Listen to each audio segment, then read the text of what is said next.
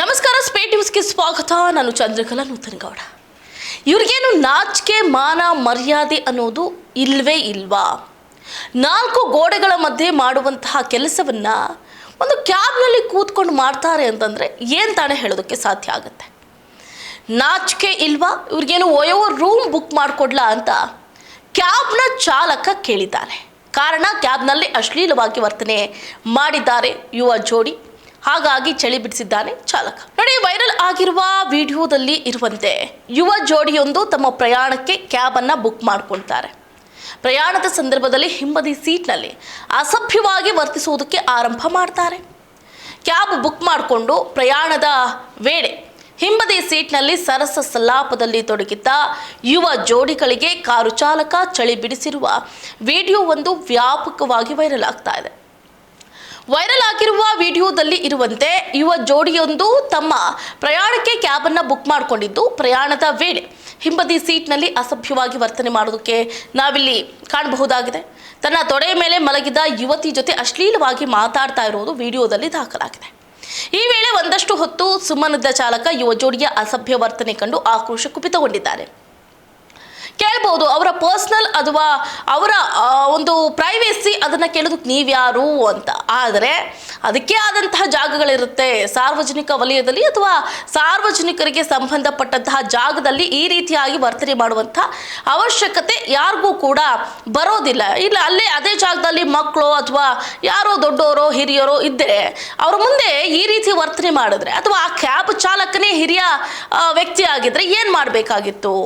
ಇದನ್ನು ಸಹ ಯೋಚನೆ ಮಾಡಬೇಕಾಗತ್ತೆ. ಕಾರು ಚಾಲನೆಯಲ್ಲಿ ಇರುವಂತೆಯೇ ಯುವ ಜೋಡಿಗೆ ಫುಲ್ ಕ್ಲಾಸನ್ನು ತೆಗೆದುಕೊಂಡಿದ್ದು, ಓಯೋ ರೂಮ್ ಏನಾದರೂ ಬುಕ್ ಮಾಡಿಕೊಡ್ಲಾ? ನಾಚಿಕೆ ಆಗೋದಿಲ್ವಾ? ಸಾರ್ವಜನಿಕವಾಗಿ ಈ ರೀತಿ ವರ್ತಿಸ್ತಾ ಇದ್ದೀರಿ ಅಂತ ಕಿಡಿಕಾರ್ತಾರೆ. ನಾನು ನಿಮಗಾಗಿ ಒಂದು ರೂಮನ್ನು ಬುಕ್ ಮಾಡಿಕೊಡ್ಲಾ ಅಥವಾ ಹೋಟೆಲ್ ರೂಮನ್ನು ಬುಕ್ ಮಾಡಿಕೊಡ್ಲಾ? ನಿಮ್ಮಂಥವರಿಗೆ ಸ್ವಲ್ಪ ಕೂಡ ನಾಚಿಕೆ ಆಗೋದಿಲ್ವಾ? ಇದಕ್ಕೆ ಕ್ಯಾಬ್ ಬುಕ್ ಮಾಡಿಕೊಂಡ್ರ ನೀವು? ನಗರದಲ್ಲಿ ಇದಕ್ಕೆ ಅಂತಾನೆ ಹೋಟೆಲ್ ಮತ್ತು ರೂಮ್ಗಳಿದೆ, ಅದನ್ನು ಆಯ್ಕೆ ಮಾಡ್ಕೊಳ್ಳಿ. ಕ್ಯಾಬ್ನಲ್ಲಿ ಸಾರ್ವಜನಿಕ ಪ್ರದೇಶಗಳಲ್ಲಿ ಬೇಡ, ನಾಚಿಕೆ ಅನ್ನೋ ಪದವೇ ಸತ್ತು ಹೋಗುತ್ತೆ ಅಂತ ಕಿಡಿಕಾರ್ತಾರೆ. ಇನ್ನು ಸಾಮಾಜಿಕ ಜಾಲತಾಣದಲ್ಲಿ ಪರ ವಿರೋಧ ಚರ್ಚೆ ಕೂಡ ನಡೀತಾ ಇದೆ. ಇನ್ನು ಈ ವಿಡಿಯೋ ವೈರಲ್ ಆಗ್ತಾನೆ ಸಾಮಾಜಿಕ ಜಾಲತಾಣದಲ್ಲಿ ಇದರ ಪರ ವಿರೋಧಗಳ ಚರ್ಚೆಗಳು ಮುನ್ನೆಲೆಗೆ ಬಂದಿದ್ದು, ಕೆಲವರು ಕ್ಯಾಬ್ ಚಾಲಕನಿಗೆ ಬೆಂಬಲ ಸೂಚಿಸಿದ್ರೆ, ಇನ್ನು ಕೆಲವರು ಕ್ಯಾಬ್ ಚಾಲಕನ ವರ್ತನೆಯನ್ನೇ ಪ್ರಶ್ನೆ ಮಾಡ್ತಿದ್ದಾರೆ. ಸಾರ್ವಜನಿಕ ಸ್ಥಳದಲ್ಲಿ ಅಥವಾ ಸಾರ್ವಜನಿಕ ಸಾರಿಗೆಯಲ್ಲಿ ಇಂತಹ ನಡವಳಿಕೆ ಎಷ್ಟು ಸೂಕ್ತವಾಗಿದೆ ಅಂತ ಓರ್ವ ಬಳಕೆದಾರ ಟ್ವೀಟ್ ಮಾಡಿದ್ರೆ, ಮತ್ತೋರ್ವ ಬಳಕೆದಾರ ವಿಡಿಯೋವನ್ನು ರೆಕಾರ್ಡ್ ಮಾಡುವುದು ಸರಿನಾ, ಅವರಿಗೆ ಖಾಸಗಿತನದ ಹಕ್ಕಿದೆ ಅಂತ ಪ್ರತಿಪಾದಿಸ್ತಾ ಇದ್ದಾರೆ.